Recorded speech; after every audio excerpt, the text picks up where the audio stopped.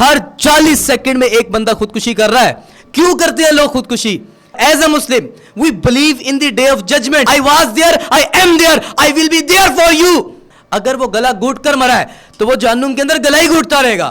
اگر پہاڑ سے گر کر مرا ہے تو وہ جہنم کے اندر بلندی سے گرتا ہی رہے گا. فرمایا وَإِذَا سَأَلَكَ عِبَادِي عَنِّي فَإِنِّي قَرِيبٌ. نبی کریم صلی اللہ علیہ وسلم نے ارشاد فرمایا جب کوئی پریشانی آئے، مصیبت آئے تو میری پریشانیوں کو یاد کر لینا.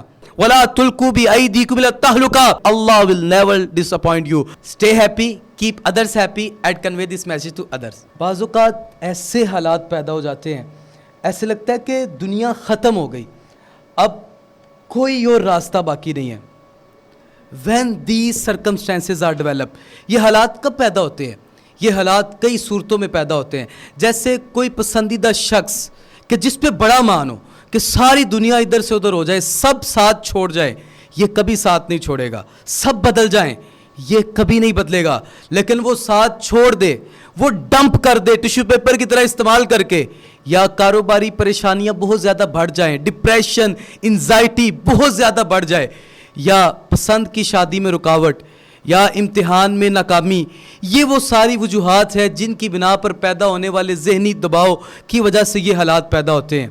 اور ان حالات کے اندر کئی افراد خودکشی کی طرف چلے جاتے ہیں. اور یہی آج کا ہمارا موضوع ہے. Why the discussion is important on this topic.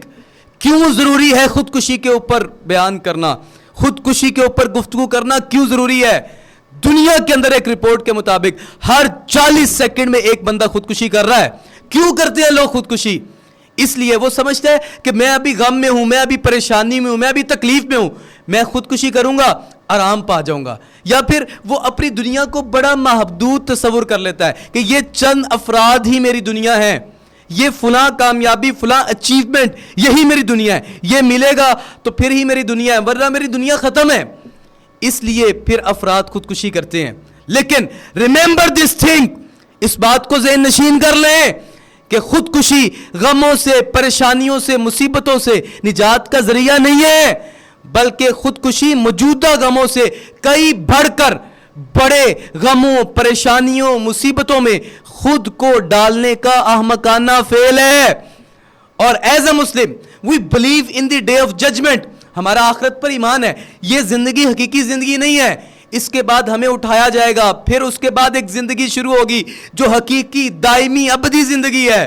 اور اس زندگی کے حوالے سے نبی کریم صلی اللہ علیہ وسلم نے ارشاد فرمایا، صحیح بخاری کی حدیث ہے، فرمایا جو شخص خودکشی کرے گا، جس طریقے سے خودکشی کرے گا، جہنم کے اندر اسی طریقے کے ساتھ عذاب دیا جاتا رہے گا. مزید روایات ہیں، اگر وہ گلا گھونٹ کر مرا ہے تو وہ جہنم کے اندر گلا ہی گھونٹتا رہے گا. اگر پہاڑ سے گر کر مرا ہے تو وہ جہنم کے اندر بلندی سے گرتا ہی رہے گا. اگر وہ زہر کھا کر مرا ہے جہنم کے اندر زہر ہی کھاتا رہے گا. اگر وہ لوہے کے ہتھیار کے ذریعے سے خود کو مارا ہے اس نے، جہنم کے اندر اسی ذریعے سے وہ خود کو لوہے کے ہتھیار سے خود کو مارتا رہے گا.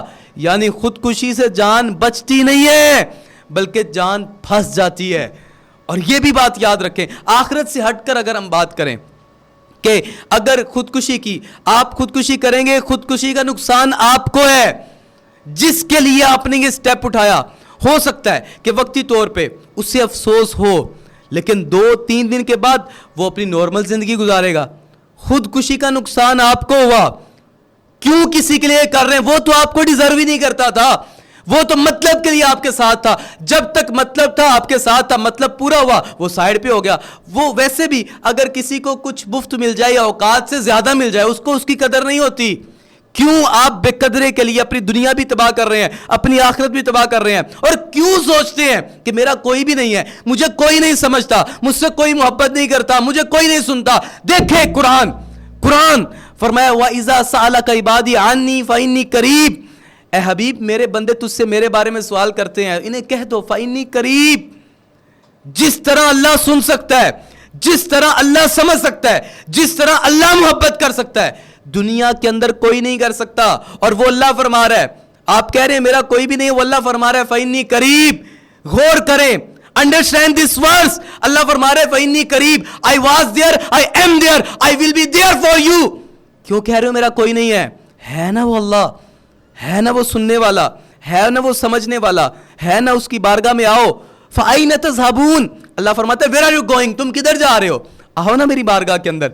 आज दुनिया को राजी करने के लिए, इंसानों को राजी करने के लिए बंदा क्या क्या कुछ नहीं करता, दुनिया फिर भी राजी नहीं होती, इंसान फिर भी राजी नहीं होते, लेकिन वो रब रहमान है, वो फरमाते हैं आ जाओ मेरी बारगाह के अंदर, उजीबु दावत दाई इज़ा दान, मेरी बारगाह में हाथों को उठाओ, मैं दुआ को कबूल करूंगा। आओ तो सही अल्लाह की बारगाह के अंदर आओ, going towards Allah, going to Allah, अल्लाह की तरफ आएं, अल्लाह की बारगाह के अंदर फरियाद रखें।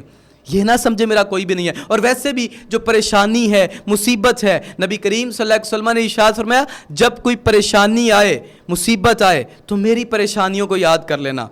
नबी करीम सल्लल्लाहु अलैहि वसल्लम को ताइफ के मकाम पर पत्थर बरसाए गए, आपके जूते लहूलुहान हो गए।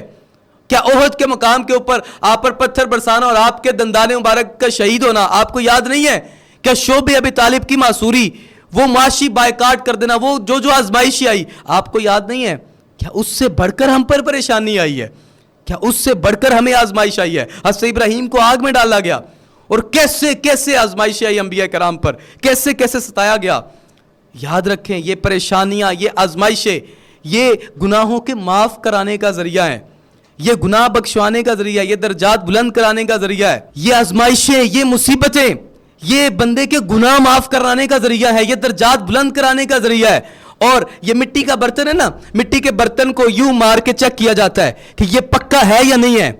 इसी तरह बंदों को चेक किया जाता है आजमाइशों के जरिए से, मुसीबतों के जरिए से, परेशानियों के जरिए से। अल्लाह फरमाता है वला नबलुवन्नकुम बिशैइन मिनल खौफि वल जूइ व नक्सिन मिनल अमवालि वल अनफुसि वस समरात, हम जरूर तुम्हें आजमाएंगे खौफ के साथ, माल की कमी के साथ, जान की, फलों की कमी के साथ। वबश्शिरिस साबिरीन, और फिर खुशखबरी सुना दो सब्र करने वालों के लिए। और दूसरी जगह अल्लाह फरमाता है इन्नल्लाह मअस साबिरीन, तुम कहते हो मेरे साथ कोई नहीं, अल्लाह फरमाता है मैं सब्र करने वालों के साथ हूं, मैं सब्र करने वालों के साथ हूं। आजमाइशों पर, परेशानियों पर सब्र करें।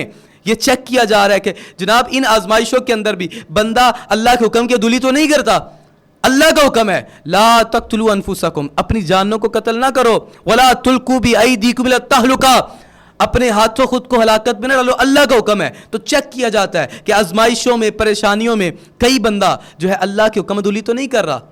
ये देखें बुजुर्ग तो कहा करते हैं जे सोना मेरे दुख विच राजी, मैं सुख नू चुल्ले पावा, और दुख कबूल मोहम्मद बख्शा राजी रहन प्यारे।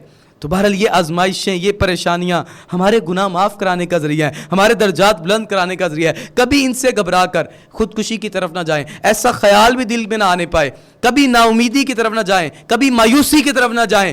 अल्लाह ताला की रहमत से कभी भी नाउमीद ना हो। ला तक़नतु मिन रहमतिल्लाह, अल्लाह फरमाता है मेरी रहमत से नाउमीद ना होना। और ये मेरा आखिरी जुमला है, ये ले लो, कभी ना उम्मीद ना होना अल्लाह की रहमत से। अल्लाह विल नेवर डिसअपॉइंट यू। सारे दुनिया के लोग आपकी उम्मीदें तोड़ देंगे, आपकी उमंगें तोड़ देंगे, लेकिन अल्लाह विल नेवर डिसअपॉइंट यू। अल्लाह आपको कभी ना उम्मीद नहीं करेगा।